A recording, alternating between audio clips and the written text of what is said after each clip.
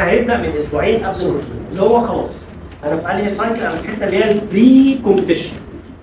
ماشي ماشي، اللي هي البري كومبيتيشن قبل المسابقه، وانا داخل على المسابقه هعمل ايه؟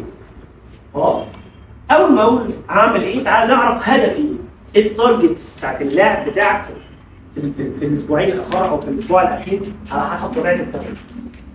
الريكفري لازم، لان هنا هتبقى اللحظه ما بين اعلى حمل موجود وبعد كده التريبلينج. فدايما ايه اكتر حاجه بتحصل عند اللعيبه؟ اصابات. يعني هو لو مش مظبط الدنيا هنيجي في الفتره دي اللاعب بيتصاب في البطوله على طول او قبل الماتش على طول او ايا كان. دي بتبقى اكتر حاجه بنشوفها في الالعاب الفرديه والجماعيه اصلا. خلاص؟ فالريكفري اخباره ايه؟ لان ده مش هيجي من اسبوع، ده مش هيجي من مره.